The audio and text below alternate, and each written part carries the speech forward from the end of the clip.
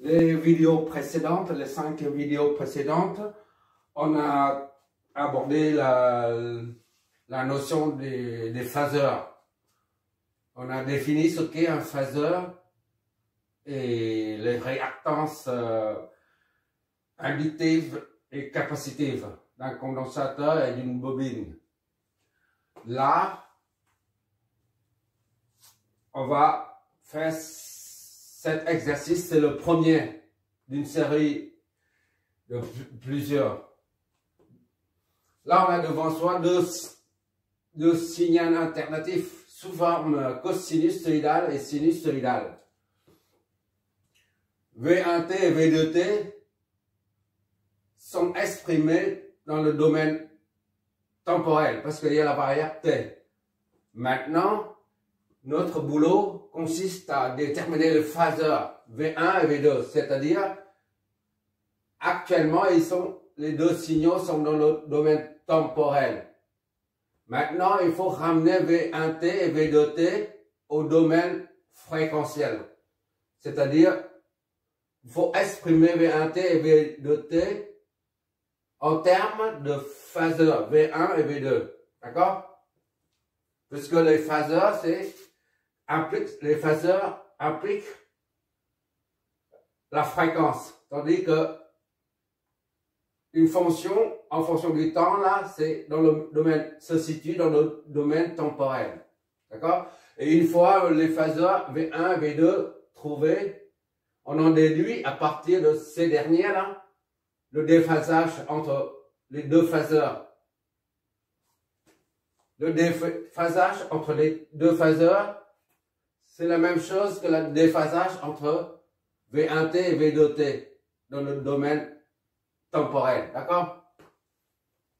On y va, puisque on doit faire on utilise les deux formules que j'ai déjà citées pendant la première vidéo.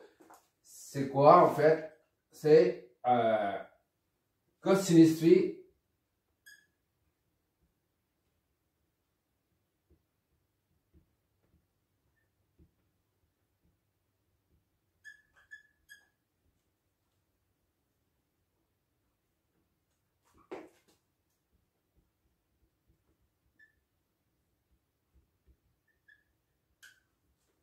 Voilà, ces deux formules sont très importantes pour la transformation des signaux. Quand on a deux signaux, un qui est sinus, soïdal, et l'autre c'est cosinus soïdal, c'est un exemple. Comme d'habitude, on sait qu'une fonction sinus soïdale, c'est comme ça. Et cosinus soïdale, elle est comme ça. D'accord? Le cosinus, c'est pair, tandis que sinus, c'est impair. C'est la raison, c'est difficile à travailler avec cosinus, avec sinus. Sinus, c'est impair, tandis que cosinus, c'est pair. On a déjà dit ça pendant les deux premières vidéos. C'est la raison pour laquelle on travaille toujours avec le cosinus. D'accord? C'est une règle. Tu peux travailler avec les sinus, mais il faut tenir compte du signe opposé, le signe moins, chaque fois. Tandis que le cosinus, c'est facile à travailler. Donc, on transforme les sinus en cosinus, tout simplement. D'accord? Rien n'empêche de transformer cosinus en sinus, d'accord? On est d'accord là-dessus. Donc, dans notre cas, là, ici, on va transformer le sinus en cosinus. Et après, on va comparer. D'accord? Bon, prenons V1. V1t est égal à moins 4 sinus de 500 t plus 25.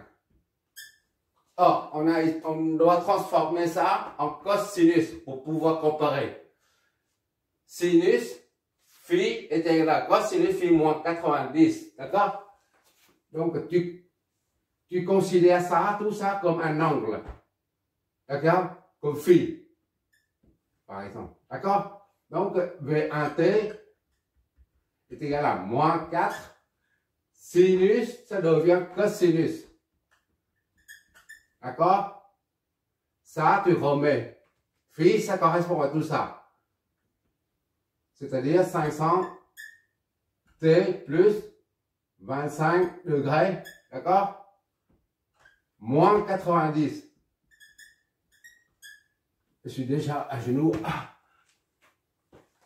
Donc, VT, V1T est égal à moins 4 cosinus de 500T moins 65 degrés. Jusque-là, c'est bon. Bon, maintenant, on va mettre ça sous forme phaseur. C'est-à-dire, il n'y aura plus de variable T. D'accord? V1, d'accord, est égal à moins 4. Tu remets l'amplitude, moins 4, et tu prends seulement la phase. Ça, c'est la phase, moins 65 degrés. D'accord? Pour comparer, tu mets toujours en phaseur positif. Ça, c'est, il ne faut pas oublier ça. Pour l'instant, tu as un moins là. Or, tu sais que, disons, tu as ici, ça c'est moins 4, et ici c'est moins 4,65. Moins 4, disons, ici comme ça. Bon, comme ça, en gros, moins 65 degrés. D'accord? Et si tu prends plus 490 encore, d'ici, à partir de là, tu prends plus 90, 180, qu'est-ce que je raconte? 180, d'accord? 180, ça fait combien ça? Ça fait l'opposé, d'accord? Tu fais 180, ça c'est ici. Et maintenant, tu prends ça comme repère à 0. Et tu prends 180 plus 180 degrés. Ça, son opposé. D'accord? Ça, c'est V1 tout à l'heure, qui est négatif, là, moins 4 et moins 65. Maintenant, pour avoir plus, il suffit de, pour supprimer le moins, V1, ça devient ici, là. Disons V1 prime, d'accord? Pour supprimer le moins, là, il suffit de rajouter 180 degrés. C'est-à-dire, à partir de moins 65, là, tu prends comme repère, tu parcours 180 degrés. D'accord? Ça devient plus, là. Il n'y a plus moins, là. Ça s'oriente vers le bas, là, sur l'axe négatif. Maintenant, c'est l'axe positif, là. Tout est positif, là. D'accord? Ça fait 4 moins 65 plus 180. D'accord? J'espère que c'est pas trop compliqué, mais à mon avis, c'est simple à comprendre. Bon, je laisse ça comme ça pour l'instant. Donc, V1 est égal à 4 moins 65 degrés plus 180. Soit V1, le phaseur, est égal à 4 et 115. D'accord? Degrés.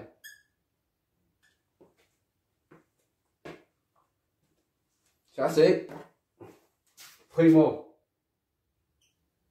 On a répondu à ça. Déterminer le phaseur V1, V2. Maintenant, on a V1. Et V2, V2T, là, est égal à 5 cosinus de 500 T moins 40 degrés. Ça, V2T est déjà sous forme cosinusoïdale. Donc, on ne t'a pas converti en sinusoïdal, d'accord? Parce qu'un phaseur, c'est, on a dit, la partie réelle le phaseur, c'est la partie réelle. Disons, phaseur Z, pour que ça soit plus général. C'est la partie réelle, un petit rappel, de Z phi. La partie réelle, c'est cosinus. Donc, on exprime en cosinussoïdal, d'accord? Là, V2, en phaseur, en termes de phaseur, c'est 5 et moins 40 degrés. T'es d'accord? Ici, tu as un signe moins là. C'est pour ça que tu es amené à transformer en positif. Plus. D'accord? Tu mets un plus si tu veux. Et ici, on l'enlève. Ah, ici, c'est un plus. Bon, t'arrêtes à ce niveau-là. Tu n'as pas besoin d'ajouter ou d'enlever 180. Et à partir de là seulement, maintenant, on va comparer.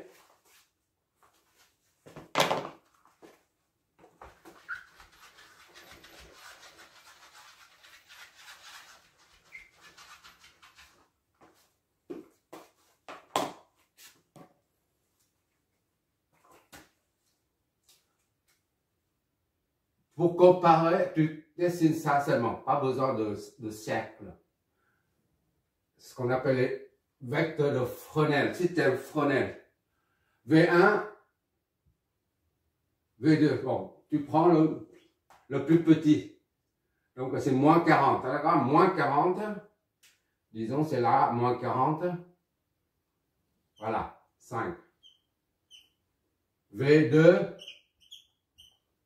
et 5 moins 40. D'accord? Là, c'est moins 40. Moins 40 degrés. Et maintenant, V1, c'est 100. C'est toujours par rapport à cet axe-là. D'accord? Ça, c'est 0. D'accord? Et maintenant, tu prends 115. 115, c'est à peu près comme ça. Voilà. 90, d'accord? Et ça, c'est 115.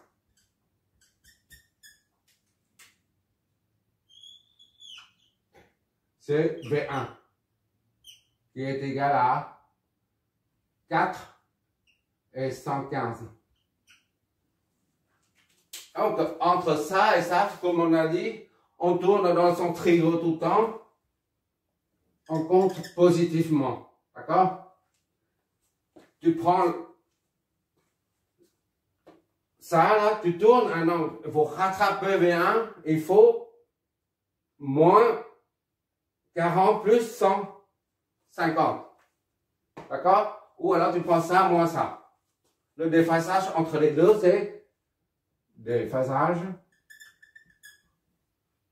C'est 115 moins ça. Moins 40. Moins 40. Ça fait 155 déphasage. D'accord? Entre les deux. Ça, tu prends en valeur algébrique si tu préfères. Ou alors, 100, c'est qu'est-ce que je raconte? En valeur absolue. 115 plus, tu prends ça, absolu, plus, moins 40. Voilà. C'est c'est beaucoup plus parlant. D'accord? Là, c'est un peu tordu. Par contre, tu prends la valeur absolue. Et ça te donne directement 155 degrés de phasage. D'accord? Je te recommande de faire comme ça.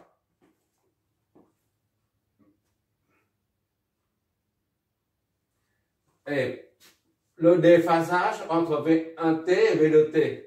Ça, c'est le déphasage entre le phaseur 1 et le phaseur 2. Et bah, maintenant, comme on a dit, ça, c'est domaine fréquentiel. D'accord? Où E, J, oméga T est implicite, c'est-à-dire E, 500T, J, 500T est implicite. D'accord? Un phaseur dépend toujours de la fréquence. C'est pour ça un phaseur, c'est une grandeur dans le domaine fréquentiel. Idem ici. Maintenant, tu ramènes ces deux valeurs-là, ces deux phaseurs dans le domaine temporel. C'est-à-dire, là, c'est V1T. On revient au début. Ça donne 4, c'est l'amplitude. D'accord? L'amplitude, c'est 4. Et cosinus de oméga t, c'est 500 t plus 115 degrés. D'accord? V de t, idem. Tu mets l'amplitude, c'est 5. Cosinus 500 t moins 40. Voilà. Au lieu de calculer le déphasage entre V1 et V2 dans le domaine temporel, eh ben, tu calcules dans le domaine fréquentiel. D'accord? Le signal, là. On vérifie pour voir si c'est bon. Ça, par exemple, on a ça là, V1 là. V1t est égal à 4 cosinus de 500 t plus 115 degrés. On va voir si on tombe sur sin. Sur sin est quelque chose. Or, cosinus est égal à sinus phi plus 90. D'accord? Cosinus de phi, on considère ça comme phi. Tout ça comme phi. D'accord? Comme phi. Bon. V1t est égal à 4 fois cosinus de phi est égal à sinus de phi, c'est-à-dire tout ça. 15, d'accord? Plus 90. Voilà. Qu'est-ce que ça nous donne? On contrôle pour voir si on a à partir ça est équivaut à ça. Équivaut à ça ou pas. D'accord? On vérifie ici V1t ici. C'est ce côté-là.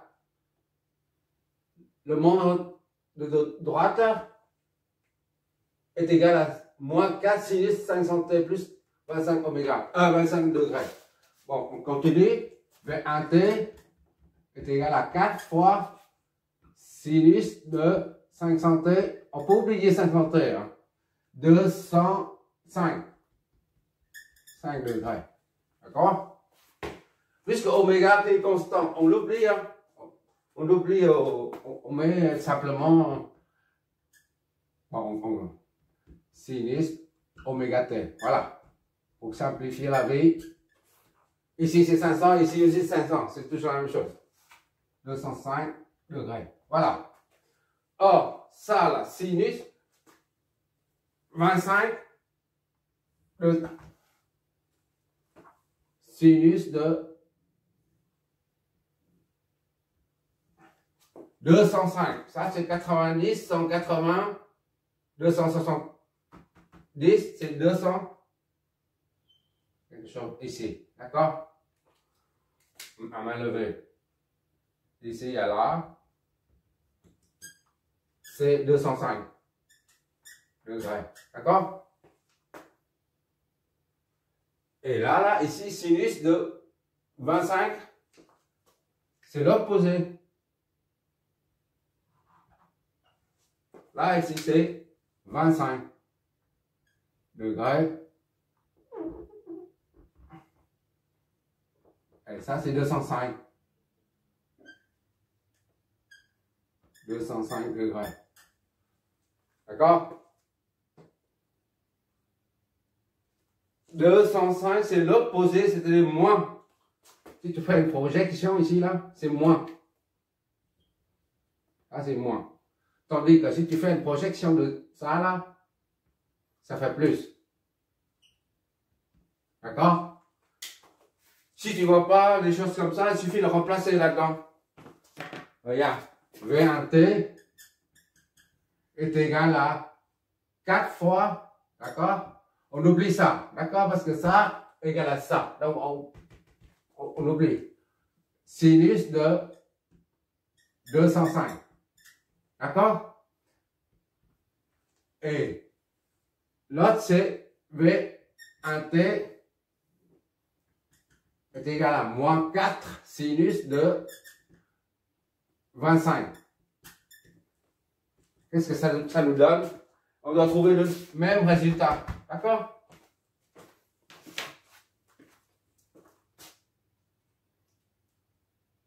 Sinus 4 fois sinus de 205. Moins, ok. Moins 4 fois sinus de 25. Voilà.